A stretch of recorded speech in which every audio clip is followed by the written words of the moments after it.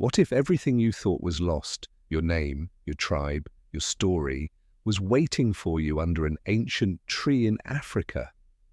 And what if two leaders from opposite sides of the ocean joined forces to help you find it? This isn't just a reunion, it's a resurrection. Stay with us, because by the end of this story, you may begin to remember parts of yourself you never knew were missing. Dear friends, what you're about to hear is more than just a story. It's a glimpse into a world where quiet courage reshapes destinies and dignity outshines power. These are the voices often missed by the headlines, but not here. If this kind of storytelling moves you, if it stays with you long after the screen fades, we invite you to subscribe and ring the bell. And before we dive in, tell us where you're watching from. We read every word. Now let's begin. It began with a letter sealed in silence and hope. Folded into the corners of that envelope was not just an invitation. It was a whisper across generations, calling lost sons and daughters home. Jasmine Crockett, standing beneath the towering dome of the Capitol in Washington, D.C., had launched something the world wasn't prepared for. She named it Echoes of Lineage, a cultural DNA initiative connecting African Americans with their ancestral roots through an immersive heritage journey to Burkina Faso. But this was not just a symbolic trip. It was a return to a history buried, renamed, forgotten, and now remembered. In parallel, across the Atlantic, President Ibrahim Traoré stood in front of a chalkboard in a rural school in Bobo-Dioulasso. The children stared at him not with reverence, but with curiosity. He wasn't there to speak of politics. He was there to introduce the nation's new educational initiative, Heritage and Horizon. It would fuse ancestral knowledge with modern learning, ensuring that students didn't just memorize the past, but lived with it, carried it forward. You are not just students, he told them. You are the authors of memory. As Jasmine prepared to lead the first group of 20 African-American travelers to Burkina Faso, she knew they carried more than passports. They carried questions that had no easy answers. Among them was Malcolm Wells, a middle school history teacher from New Orleans. He had traced his DNA to West Africa years ago, but never dared to believe that roots could be more than percentages on a report. As the plane touched down in Ouagadougou, he gripped the armrest. "This isn't a trip," he whispered. "It's a reckoning." The group was welcomed with drums, with silence, with tears.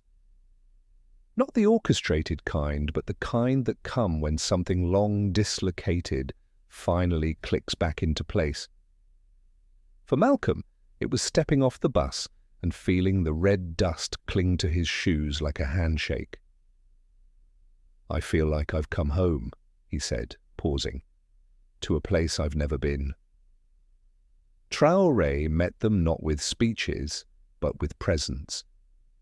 He guided them to a modest ancestral village where griots waited beneath a baobab tree that had stood longer than any flag.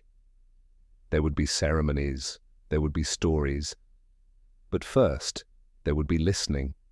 And so, as the sun lowered behind the horizon, casting gold onto the land that once mourned their departure, the descendants of the taken stood still and listened.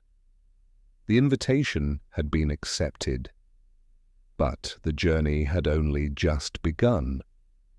The heat of the day had begun to soften as the group gathered beneath the ancient baobab tree in the village of Sindou, its thick trunk weathered with centuries of stories. The griots, guardians of oral history, stood like sentinels of memory, dressed in woven robes dyed deep with indigo and soil.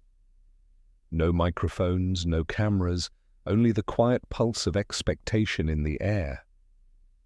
Jasmine Crockett sat in silence beside Malcolm Wells, both of them fully aware that what they were about to witness could not be archived. It had to be felt. One by one, the griots began to speak, not in English or French, but in rhythms, Their voices danced in sync with the rustle of the wind and the soft drum beats that emerged from a nearby circle of elders. This wasn't performance, it was transmission. They spoke of lineages that had survived slavery not just through bloodlines but through song, through stories whispered in the dark, through names remembered even when stolen. For the visitors, this was not just an education, it was recognition. The DNA ceremony came as the sun dipped low, casting golden shadows across the village square. With help from local historians and genetic researchers, each participant was ceremonially paired with a clan believed to be part of their ancestral heritage. When Malcolm was linked to the Dogon lineage, the elder of that clan placed his hands on Malcolm's shoulders and said, "You are no longer a visitor. You are a returned echo." Tears fell without shame. Jasmine, watching this unfold, felt a shift inside her, less a homecoming and more an unlocking. She had spoken for Africa in halls of power, but here Africa was speaking to her, without translation or pretense. Traoré, standing quietly to the side, nodded. This was the healing he had hoped for, one that didn't require applause, only presence. As twilight wrapped the village in indigo light, a child climbed the Baobab and tied a ribbon with the names of all the returned, written in charcoal. The wind picked it up like a banner. Beneath that tree, in silence and soil, history wasn't just remembered, it was made whole again. The schoolyard in Kudugu echoed with laughter as children ran between hand-painted murals of ancestors, stars, and solar panels. The Heritage and Horizon Initiative had launched its first pilot school, and the heartbeat of the program pulsed not through standardized testing, but through storytelling, curiosity, and reclaimed pride. Inside the main classroom, walls were lined with portraits of local inventors and ancient mathematicians, many of whom had never appeared in any textbook printed outside of Africa. Malcolm Wells stood at the chalkboard, but he didn't lecture. Instead, he sat in a circle with the students holding a worn copy of a Toni Morrison novel. "This," he said, "isn't just literature. It's memory encoded in metaphor. The pain, the pride, the questions, they belong to you too." The students listened, rapt. Language was no longer a barrier. The cadence of shared experience bridged every word. Workshops were held daily where Burkinabe children and youth from the African American delegation worked side by side. Together they created a solar irrigation prototype for village farms, wrote bilingual poetry, and designed digital family trees that connected oral traditions with emerging tech. These weren't assignments, they were blueprints of cultural healing. Jasmine Crockett visited a science lab turned makerspace where a 12-year-old girl named Alima presented her design for a community water purifier. "My grandmother told me that knowledge is like fire. It spreads," Alima said. "Now I want to light a fire that makes life easier for others." Jasmine smiled, deeply moved. In this classroom, legacy wasn't something to look back at.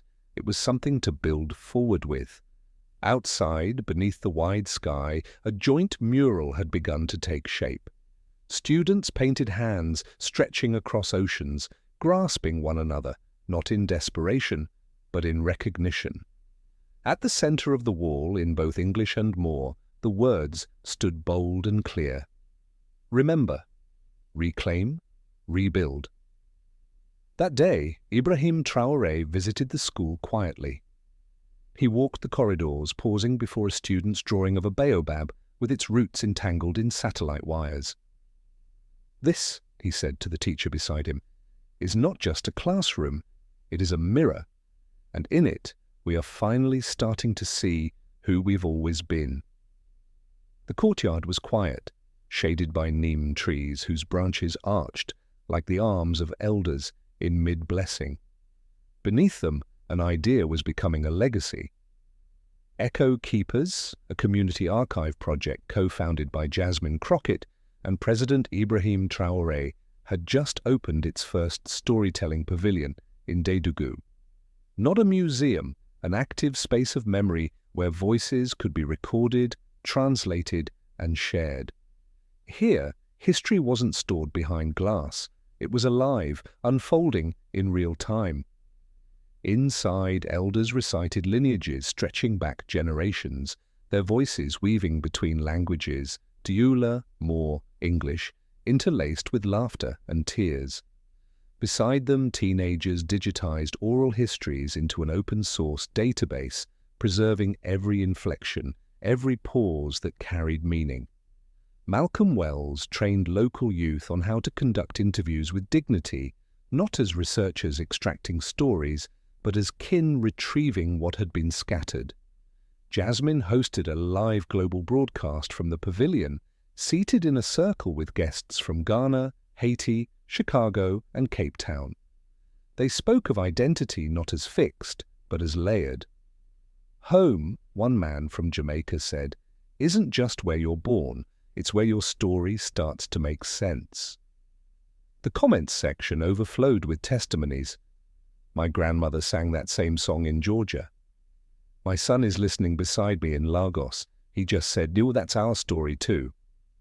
Outside, a garden was being planted in a spiral pattern, each plot filled with soil brought by diaspora participants from Louisiana marshes, Harlem rooftops, Mississippi riverbanks. Traoré knelt to add a handful of earth from a village near Lake Tanganyika. As he rose, he looked across at Jasmine, who held soil from Detroit's east side. Together they stepped forward and planted a sapling in the center, a tree of reunion. Around its base, stones bore hand-carved names of clans, enslaved ships, lost towns, and newly reclaimed identities. A local girl, no older than 10, walked up during the ceremony and read aloud a poem she'd written. "We crossed oceans in pieces," she said, "but now we plant in wholeness." The crowd fell silent, not in sorrow, but in reverence. The past had not vanished. It had been returned to them, and they were rewriting it, together. 1 year later, the winds off Gorée Island carried more than salt and sea spray. They carried memory. Beneath the door of no return, Jasmine Crockett stood with President Ibrahim Traoré and hundreds of descendants from across the diaspora. The ceremony was quiet. No speeches, just lanterns, each one lit in honor of a name lost to history, a story silenced too soon. They were set adrift in the ocean as the sun fell below the Atlantic, casting the water in gold and ash. Jasmine held one lantern a moment longer than the others, whispering a name she didn't know but had always felt. Then she let go. This wasn't closure. It was continuation. Traoré, in a simple woven tunic, stepped forward with a small box of seeds. "We plant," he said softly to the crowd, "not because we expect to see the forest in our lifetime, but because we owe it to the ones who never could." From the soil of loss, a blueprint for rebirth had emerged. Echoes of lineage had now spread to 12 African nations, with thousands of people tracing not just their DNA, but their dignity. Heritage and Horizon had become a regional model, taught from classrooms in Dakar to university halls in Lusaka. The Ubuntu Exchange Fellowship, co-founded by Jasmine and Traoré, paired African and diaspora youth in co-learning programs around language, farming, poetry, and sustainable tech. But the truest mark of the movement's reach was found in the letters. In Ouagadougou, children wrote weekly to students in Baltimore and Kingston. "Do you also dance when it rains?" one letter read. "My brother says the sky remembers us." In return, a girl from Queens wrote back, "Yes, but now I think the rain is applause." Jasmine Crockett stood on the shore, holding hands with Alima, the girl who once built a purifier from spare parts. "Do you feel them?" Alima asked. Jasmine nodded. "Every time the wind shifts." They weren't just walking history. They were stitching it back together. And as lanterns floated farther into the dusk, a new kind of memory took root. Not the kind written in books, but the kind carried in breath, in soil, in the quiet bravery of those who chose to remember forward. The healing wasn't finished, but it was undeniably underway. The story of Operation Ancestral Echo is not just a narrative of travel, diplomacy, or even innovation. It is a living testament to the power of reconnection. At its heart, it's about people reclaiming pieces of themselves that were once severed by time, distance, and history. It began with Jasmine Crockett daring to ask, what if we didn't just learn about our roots, but walked them, breathed them, healed through them? And it found its counterpart in President Ibrahim Traoré, who believed that the future of Africa was not in abandoning tradition, but in carrying it forward with pride. Together they transformed a symbolic gesture into a generational movement. Through the Echoes of Lineage initiative, descendants of the African diaspora touched sacred soil and found something even deeper: belonging. In turn, Traoré's Heritage and Horizon reshaped education in Burkina Faso, placing ancestral wisdom on equal ground with science and technology. The stories shared under baobab trees became classroom curricula. The pain held in DNA results turned into projects that lit villages, purified water, and painted new stories across walls and hearts. From the silence beneath ancient trees to the letters passed between school children across oceans, every gesture became part of a mosaic of healing. No longer was history something they survived, it was something they could now reshape. The lesson: that healing is not passive, it's active, deliberate, and often uncomfortable. But it starts with acknowledging what was broken and daring to build anew, not in isolation, but in unity. Whether you're tracing your own ancestry or simply trying to understand your place in the world, this story reminds us identity is not inherited, it's remembered, reclaimed, and rebuilt. Now it's your turn to reflect. Here's a quick question. What was the symbolic name of the community archive where stories were preserved and shared? A. Roots remembered. B. Echo keepers. Comment your answer, A or B, below. And tell us, what does heritage mean to you in today's world? Is it something fixed or something we grow into? Share your thoughts in the comments. We want to hear your story too. If this journey moved you, inspired you, or helped you see your roots in a new light, please subscribe to our channel and hit the bell icon. Your support fuels the stories the world needs now more than ever. See you in the next chapter.